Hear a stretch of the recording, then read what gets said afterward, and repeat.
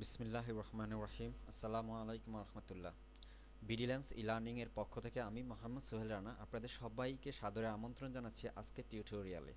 আমাদের আজকের টিউটোরিয়ালের শিরোনাম হচ্ছে how to edit files on server with notepad plus plus.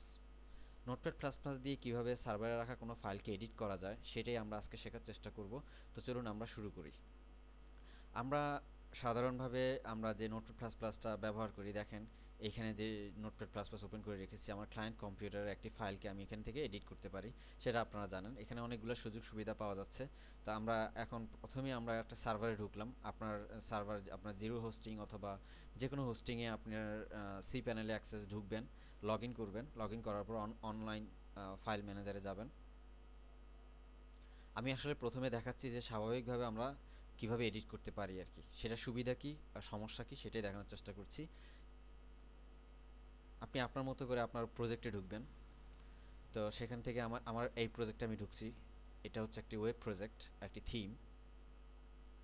এখানে থিমের ভিতরে যেসব ফাইল থাকে আমরা ফাইলগুলো দেখতে পাচ্ছি, আপনারা জানেন সেগুলো কি। আমি চাচ্ছি ইন্ডেক্স এইচটিএমএল এই ফাইলটাকে এডিট করব, তো এডিটে ক্লিক করলাম।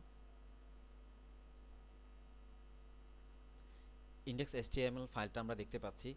লক্ষ্য করুন এখানে যে এডিট অনলাইন ফাইল ম্যানেজার দিয়ে যে আমরা এডিট করার জন্য যে উইন্ডোতে আসলাম, এখানে আসলে নোটপ্যাড প্লাস প্লাসের যে সুযোগ সুবিধাগুলো পাওয়া যায় তার কিচ্ছু এখানে পাওয়া যাচ্ছে না। শুধুমাত্র জাস্ট এখানে দেখা যাচ্ছে যে লেখাগুলো আছে, আপনি জাস্ট এখান থেকে একে এডিট করতে পারবেন। যেমন আমি কন্ট্রোল সি দিয়ে এটা কপি করলাম, আবার এটাকে পেস্ট করলাম। পেস্ট করার পর আপনি এখানে সেভ বাটনে ক্লিক করলে সেটা সেভ হয়ে যাচ্ছে। তো আমি সেভ করতেছি না, আমি এখানে দেখাচ্ছি আর কি। তো সেভ বাটনে ক্লিক দিলাম, আমি দেখাচ্ছি আপনাদেরকে বোঝানোর জন্য দেখা দিচ্ছি। সেভ হয়ে গেল।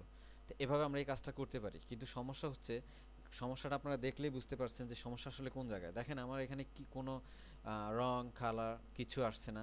আমি বুঝতেই পাচ্ছি না যে এখানে আসলে কোনটা কোন ট্যাগে আছে বা ট্যাগের শুরু কোনটা শেষ কোনটা। যেমন আমি এখানে ক্লিক করলাম, এখানে কোনো কিছু বোঝা যাচ্ছে না যেটা শুরু কোনটা শেষ কোনটা। এছাড়া যে নোটপ্যাড প্লাস প্লাসে আমরা যে সুযোগ সুবিধাগুলো পেয়ে থাকি, সহজেই আমরা বুঝতে পারি কোনটা কোথায় কোথায় আমরা কোন জায়গায় আছি। আবার আমরা এইভাবে খুব সুন্দর করে এটাকে ইয়ে করে নিতে পারি, কি বলে, সিলেক্ট করতে পারি। আসলে সোজা এক কথায় বলা যাচ্ছে যে নোটপ্যাড প্লাস প্লাসে আমরা যে সুযোগ সুবিধাগুলো পেয়ে থাকি এডিটরে, সেটা আমরা অনলাইন ফাইল ম্যানেজারে পাচ্ছি না।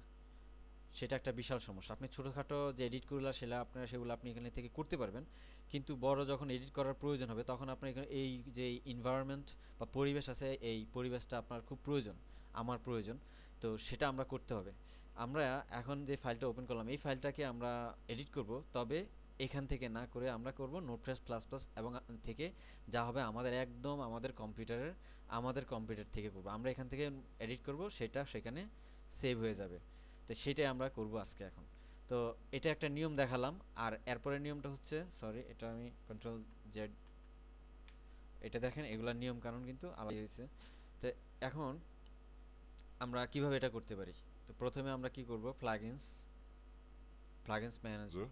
শো প্লাগইনস ম্যানেজার, এখানে আমরা দেখব অ্যাভেলেবল যে প্লাগইনগুলো এই নোটপ্যাড প্লাস প্লাসে যেসব প্লাগইন আমরা ব্যবহার করতে পারবো এখানে আছে, সেগুলো একটা লিস্ট এখানে দেখা যাচ্ছে। তো সেখান থেকে আমরা NPPFTP এই প্লাগইনটা খুঁজব।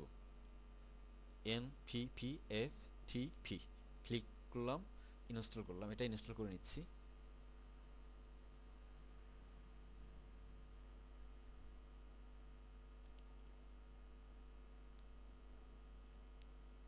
ইয়েস করবেন।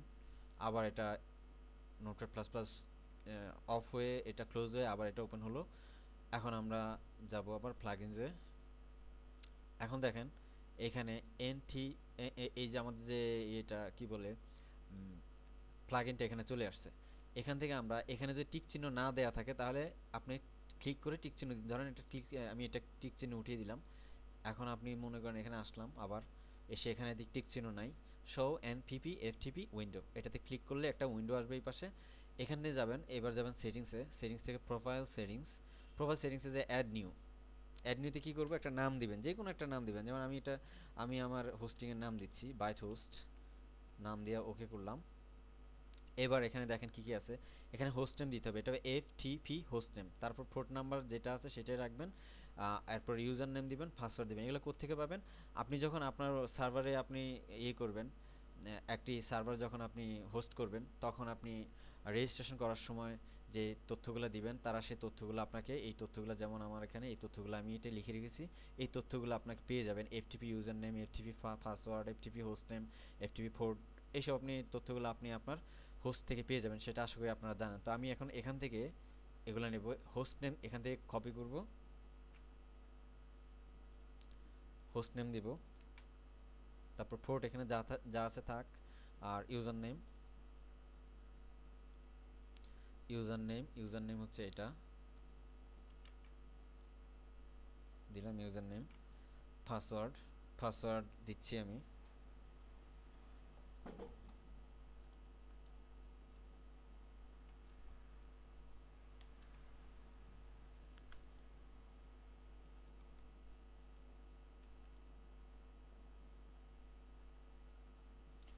পাসওয়ার্ড দিলাম আর এখানে আমাদের আর কিছু করার দরকার নেই এটা ক্লোজ করে দিবেন ক্লোজ করে দেওয়ার পর এরপর এখানে আসবেন দেখেন ডিসকানেক্ট এখানে ক্লিক করবেন এখানে আপনি যে প্রোফাইলটা তৈরি করলেন সেই নামটা থাকবে আপনি যদি একাধিক প্রোফাইল তৈরি করেন একাধিক প্রোফাইল আপনাকে তৈরি করতে হবে যেমন ধরেন আমি এই হোস্টিংয়ের জন্য এই প্রোফাইল তৈরি করলাম আবার অন্য একটা হোস্টিংয়ে যদি আমি যাই সেটার জন্য আরেকটা প্রোফাইল তৈরি করতে হবে যদি আমি ধরেন আমার আরেকটা হোস্টিংয়ে যাই তো সেখানে সেটা আমি যেভাবে দেখালাম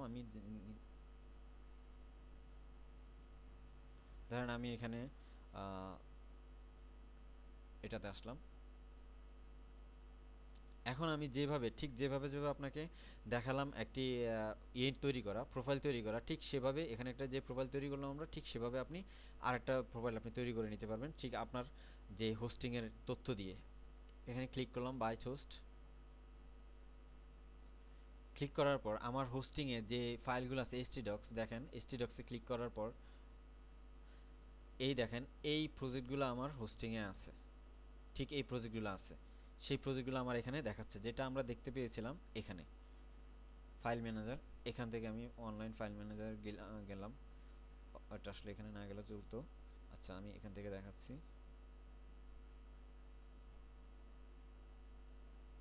দেখেন আচ্ছা এটা এখানে না দিয়ে আমি আচ্ছা এটা দিই আচ্ছা দেখেন htdocs-এ ক্লিক করলে যেই আমার যে ফাইলগুলো এখানে উঠানো আছে বা আপলোড করা আছে ঠিক এই উইন্ডোটাই আমরা এখানে পাচ্ছি এবার আমরা এখান থেকে আমাদের যে কোনো আমরা এখান থেকে যেভাবে এডিট করেছিলাম ডক্টর ঠাকুর এখানে গেলাম তারপরে যেভাবে গিয়েছিলাম ঠিক এভাবে আমরা যাব ডক্টর ঠাকুর এখানে আপনি প্রজেক্টে ক্লিক করলাম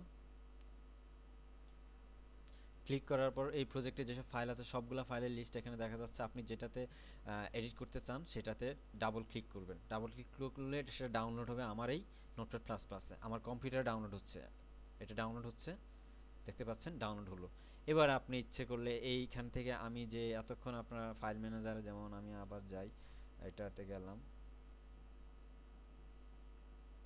এখান থেকে আমি ইন্ডেক্স এটাতে গেলাম এডিটে যে ফাইলটা আমরা দেখতে পাচ্ছি এই ফাইলটাই আমরা এখন নোটপ্যাড প্লাস প্লাসে চলে আসছে এখন আপনি এখান থেকে যে কোনো আমি জাস্ট দেখাচ্ছি যে কোনো আপনি এখানে আমি এটা দিলাম একটা এডিট করলাম এডিট করার পর এখানে স্বাভাবিকভাবে কন্ট্রোল এস দিয়ে এটাকে সেভ করলাম এটা সেভ করলে আপলোড হতে থাকবে 100% আপলোড হয়ে গেল অর্থাৎ এবার আপনার এটা চলে আসছে আমাদের এই সার্ভারে এইভাবে আপনি আপনার যে কোনো সার্ভারে রাখা আপনার যে কোনো ফাইলকে আপনি নোটপ্যাড প্লাস প্লাস দিয়ে আপনার এই কম্পিউটার থেকেই এডিট করতে পারবেন একদম ইচ্ছে মতো দেখেন আমি এখানে সব আগের যেভাবে আমি এই ফাইলটা আমার কম্পিউটারের ফাইল এই ফাইলটা আমি যেভাবে এডিট করতে পারছিলাম ঠিক সেভাবে আমার এই রাখা সি প্যানেলে রাখা আমাদের এই যে এফটিপি বাইটোস্ট এখানে রাখা ফাইলটাকে আমরা খুব সুন্দরভাবে সেটাকে এডিট করতে পারবো আশা করি বুঝতে পারছেন যে কীভাবে আমরা এডিট করব তো আমি আরেকটা জিনিস দেখাতে চাচ্ছি সেটা হচ্ছে আপনি যদি চান যে আপনার আরেকটা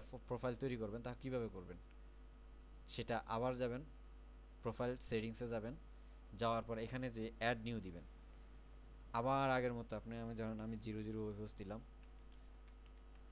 ওয়েব হোস্ট দিয়ে ওকে দেখেন আবার আগের মতো আপনার এখানে host name port number user name আপনার তথ্যগুলো দিবেন আরেকটা সার্ভারের জন্য এগুলো এক একটা সার্ভারের জন্য একটা করলে যথেষ্ট আপনি এই সার্ভারের জন্য আমি একটা করলাম আরেকটা সার্ভার এভাবে আপনি এরপর আপনি দিবেন ক্লোজ করে দিবেন আবার আগের নিয়মে আপনি সেটাকে অ্যাড করে নিলাম তো সেটাকে আপনি কিভাবে দেখতে পাবেন এটা ঠিক এখানে গেলে আপনি এই যে দেখেন আমি এখানে ক্লোজ করে দেওয়ার কারণে এটা দুইটা আসছে, একটা আর এটা, দুইটা। এভাবে আপনি ইচ্ছে মতো আপনি সার্ভার ইয়ে করতে পারবেন, এফটিপি এফটিপি তথ্যগুলো দিয়ে সার্ভারের সাথে আপনার এই নোটপ্যাড প্লাস প্লাসকে যুক্ত করতে পারবেন এবং ফাইল এডিট করতে পারবেন। শুধু এডিট না, আমি এখান থেকে যে কোনো কাজ আপনি করতে পারবেন। আমি শুধু এডিটই না, আপলোড, ডাউনলোড, এসব সব কিছু কাজ আপনি এখানে করতে পারবেন। এই যে দেখেন এখানে আছে আপলোড ফাইল, আপনি যেইখানে আপলোড করতে চান যেটাতে সেখানে যাবেন, htdocs যেই ফাইল ফোল্ডারে আপনার এটাতে যদি আপনি আপলোড করতে চান সেটাতে ক্লিক করবেন। এখন আমরা আছি ডক্টর ঠাকুর যে ওয়েব প্রজেক্ট ফোল্ডার, এই ফোল্ডারে আপলোড করতে চাইলে আপনি এখানে আপলোডে ক্লিক করে, যেমন আপলোডে আমি ক্লিক করলাম,